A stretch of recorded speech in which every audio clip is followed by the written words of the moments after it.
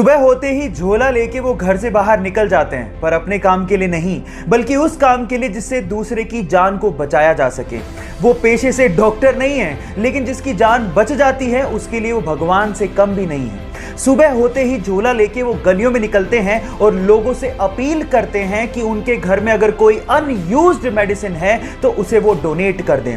फिर उन मेडिसिन को इकट्ठा करके वो जरूरतमंदों को और गरीबों को फ्री में बांटते हैं। लोग प्यार से उन्हें मेडिसिन बाबा के नाम से जानते हैं। है ना बड़ी बात? तो इंसानियत की इतनी बड़ी मिसाल देने वाले ओमकार नाथ शर्मा जी को मेरा सलाम। हॉकी का वर्ल्ड कप खेलने के लिए जब वो शताब्दी एक्सप्रेस से दिल्ली जा रहा था तो उसने गोली चलने की आवाज सुनी। पीछे का यात्री आया और उसने कहा कि उसे गलती से गोली चल गई है। क्योंकि गोली उसी लगी थी तो वो वहीं बेहोश हो गया। अस्पताल में जब उसकी आंखें खुली तो डॉक्टर ने उसे कहा कि तुम अब कभी भी हॉकी नहीं खेल सकते हो क्योंकि तुम्हारी बॉडी का नीचे का पार्ट पैरालाइज हो चुका है। ऐसा सुन के उसने डॉक्टर से कहा कि सर वोरा गेट प्लीज आप बाहर चले जाइए क्योंकि मुझे नेगेटिव लोगों की जरूरत नहीं है। हॉकी खेलने की इतनी शिद्दत थी कि 3 साल बाद जब वो मैदान पर उतरा तो इंडिया के लिए उसने रिकॉर्ड्स की झड़ी लगा दी। 13 साल बाद उसने इंडिया को अपनी कैप्टनसी में अजलान शाह कप जितवाया और लंदन ओलंपिक क्वालिफाइंग टूर्नामेंट में 16 गोल दाग के रिकॉर्ड बना दिया। Yes, I am talking about Sandeep Singh. उसकी जिंदगी से आप एक बात सीख सकते हैं कि जिंदगी में जब बुरे दिन आए तो याद रखिएगा, दिन बुरा है, जिंदगी नहीं। गाइस, ये घटना है जापान की, जहां के एक ट्रेन स्टेशन कायू शिराताकी को यात्रियों की कमी की वजह से बंद करने का फैसला लेना पड़ा।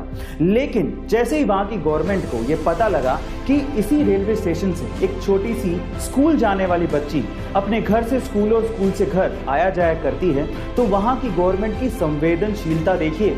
जब तक उस लड़की की ग्रेजुएशन पूरी नहीं हो गई, उस ट्रेन स्टेशन को बंद ना करने का फैसला लिया गया।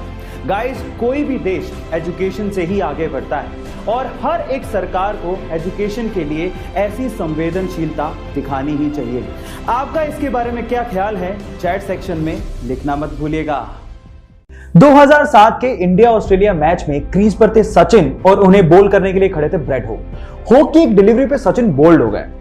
अब यह दिन हॉक की जिंदगी में बहुत बड़ा था क्योंकि उन्होंने पहली बार सचिन को बोल्ड किया था। मैच खत्म होने के बाद हॉक सचिन के पास गए और उन्होंने कहा कि प्लीज आप इस बॉल पे ऑटोग्राफ दीजिए। सचिन ने ऑटोग्राफ देते हुए कहा कि अब ये दिन तुम्हारी जिंदगी में दोबारा कभी नहीं आएगा। उसके बाद 35 टोटल एनकाउंटर हुए सचिन और ब्रेड हॉक के बीच में, लेकिन ब्रेड हॉक उसके बाद कभी सचिन को बोल्ड नहीं कर पाए। अब ये स्टोरी शायद आपने पहले भी सुनी होगी। मैं आपको क्यों सुना रहा हूं? क्योंकि मैं जानता हूं कि जब आप पब्लिकली कोई कमिटमेंट करते हो तो उसको पूरा करने के लिए जान लगा देते हो। तो आज आपके पास मौका है। इस वीडियो के नीचे आप लिखो कि आप क्या बनना चाहते हो, पब्लिकली बताओ और उसके बाद उसको पूरा करने के लिए जी जान लगा दो। So comment your dream right now. सिर्फ एक मूवी के कमिटमेंट के लिए वो 4 साल तक अपनी फैमिली से दूर रहा। 5 साल तक उसने उस मूवी के अलावा कोई और मूवी साइन ही नहीं की। उन 5 सालों में बहुत सारे एडवर्टीजमेंट के ऑफर थे, लेकिन उसने एक भी एडवर्टीजमेंट का ऑफर एक्सेप्ट नहीं किया। हालात ये थे कि 5 सालों में वो बैंकरप्ट हो गया था।